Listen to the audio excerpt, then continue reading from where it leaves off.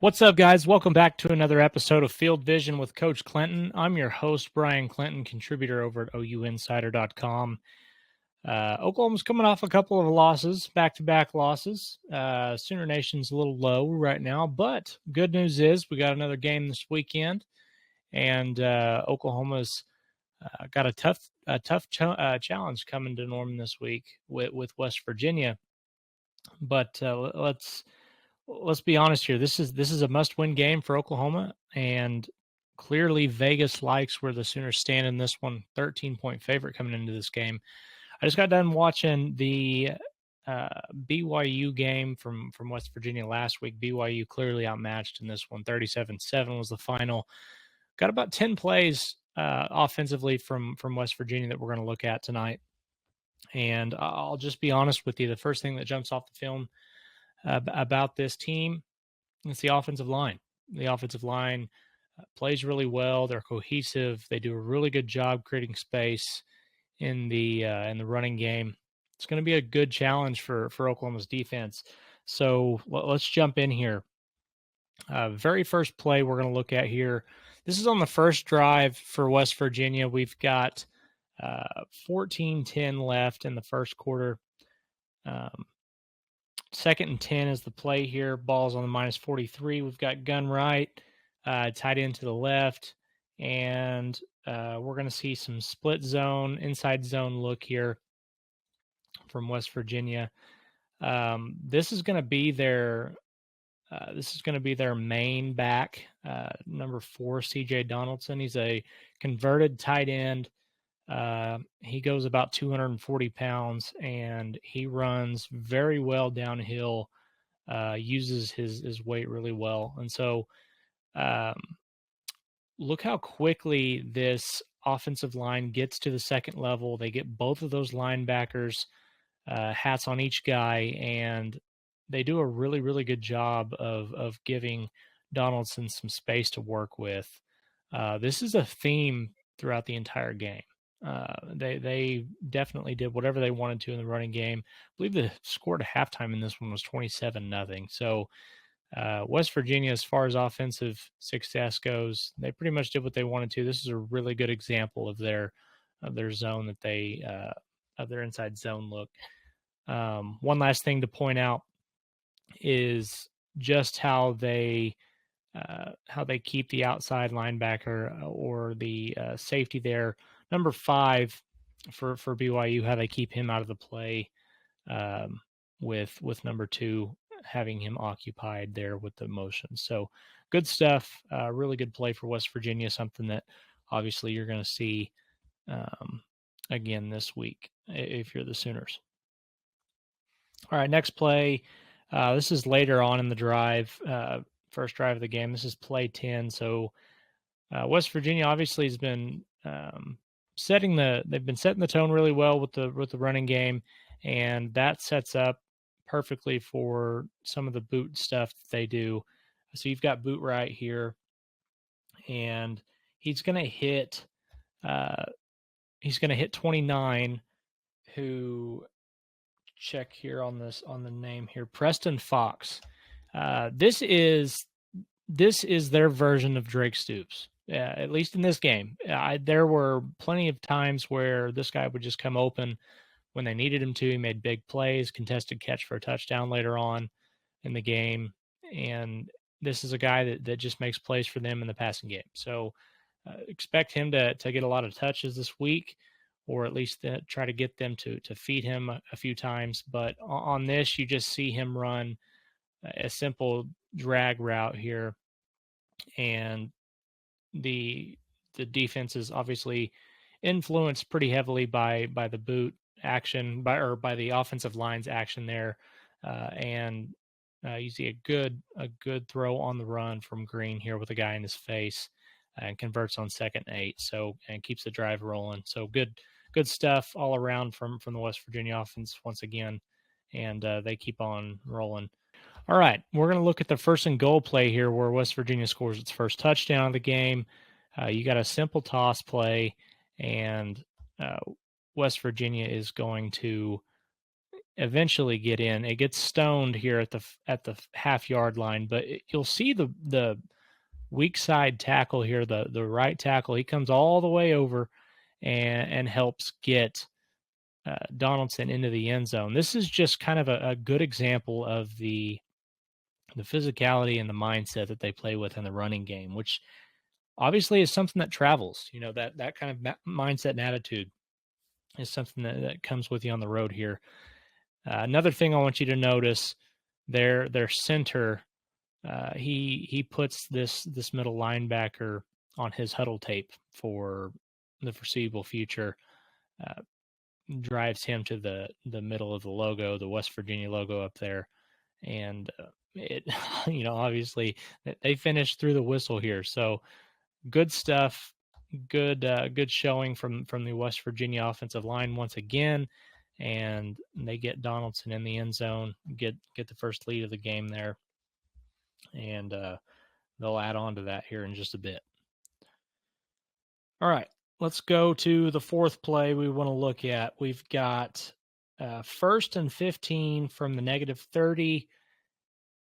This is we're into the second quarter now, and this is their kind of an outside zone look. They wall off really well up here at the top of the screen and give Jaheim White all kinds of room to work with. And this is their change of pace. So you're going to, at least as of the last couple of games, Donaldson's been more of their thumper, and 22 is their lightning to that. He changes pace and is quick. He's shifty.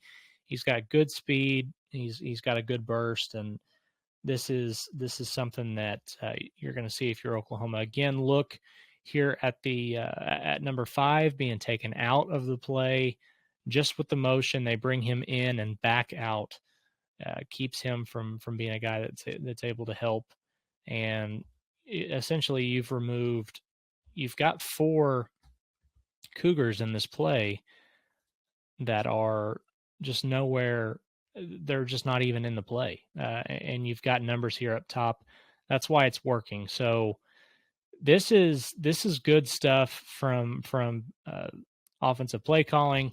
You got Green obviously carrying out the fake well, makes everybody think about it. And when you've got 4 of your 11 guys not in the play, and you've got West Virginia running the ball up at the top of the screen, that's obviously, with numbers, they're going to be able to break off a big play here, and they do. They get 32 on this one. So really simple but effective is the best way to explain some of the things that they do offensively.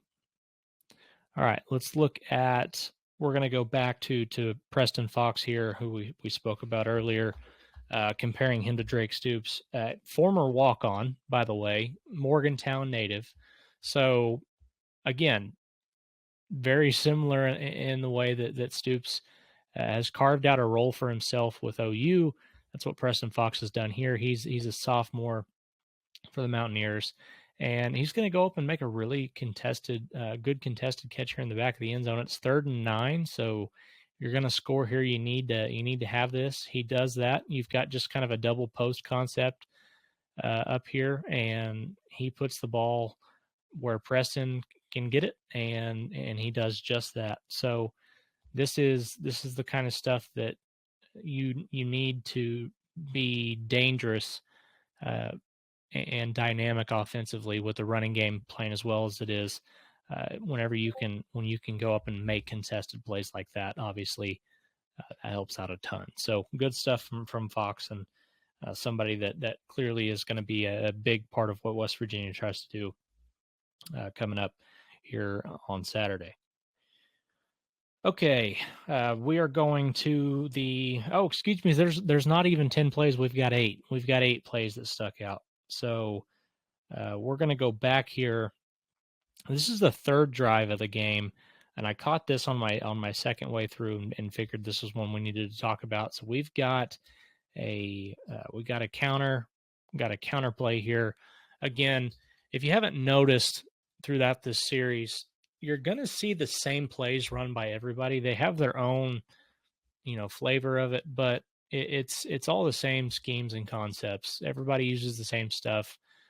Offensive and defensive coordinators are just the best way to explain it is you steal the stuff that you like and you put your own spin on it. And the guys that do it the best, uh, eventually somebody's going to be stealing it from them. So that's how all this works. You've got counter here, and again, Donaldson is the ball carrier, and it gets blocked up really well. 58 does a good job sealing 10 off there and keeping him from making a play. And then it's pretty much just Donaldson getting north and south. Uh, Good effort again, but 58 all the way down the field. He's keeping, trying to keep a running lane going there for Donaldson, and they get 26 on this one. Just again, very well blocked.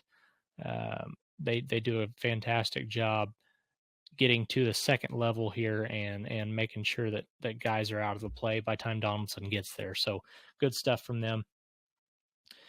Let's look at a little more vertical passing game here. This is something that Oklahoma fans might be a little bit nervous about, just considering how well Oklahoma State played last week in the passing game. This is going to be their big threat or deep threat guy. If you'll notice here, 37 seconds left in the half. It's 3rd and 14. You're 75 yards away from scoring here.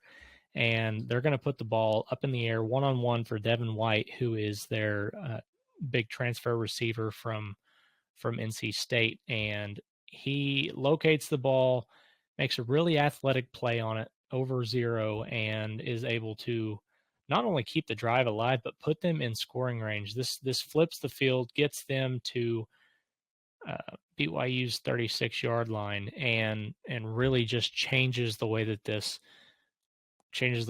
half ends. 24-0, obviously not ideal for BYU, but 27-0 just makes it that much worse. That's another score you've got to deal with.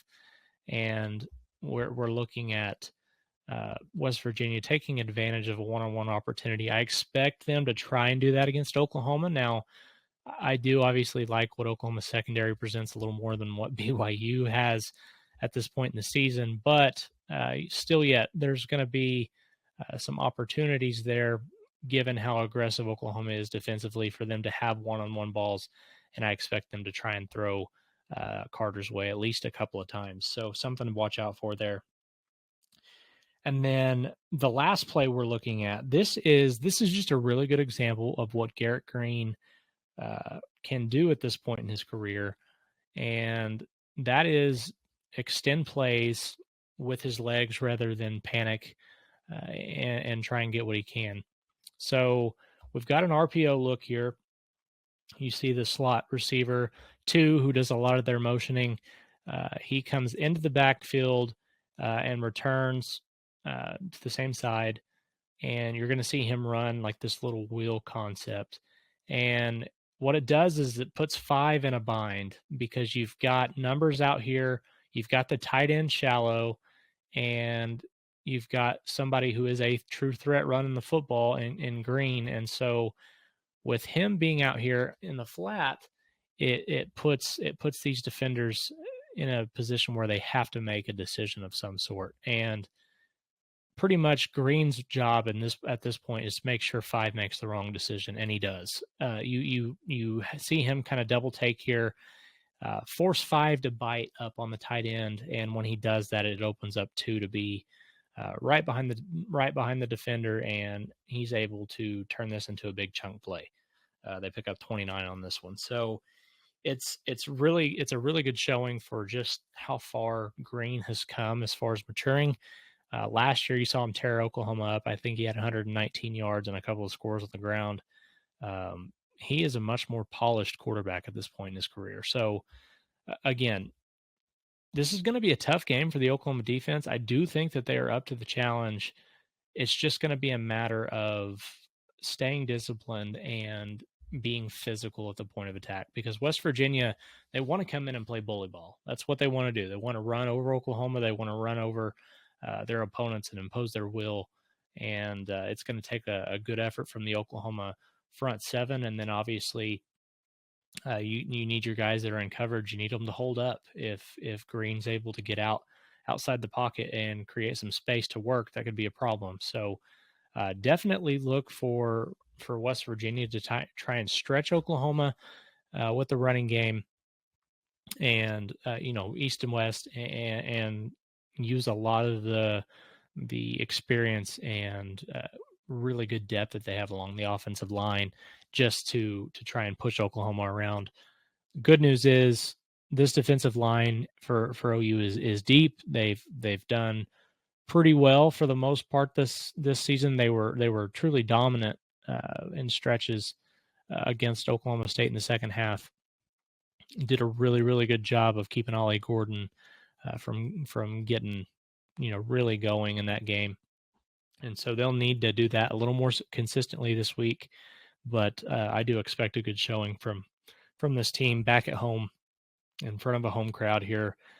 Last night game in Big 12 and OU's Big 12 history, which is kind of crazy, but last home night game for the Sooners in Big 12 history. So make sure you show up, make sure you're loud, and again, appreciate you guys watching these each and every week. We try and teach you something new when we can, and other than that, we're just trying to get you ready for the upcoming game. This should be a fun one.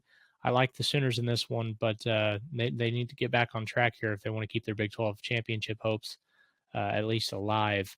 They'll need some help, but they've got to win to continue keeping that going. So thank you guys once again. We will catch you next week, and hopefully we'll have some good stuff to talk about after the West Virginia game.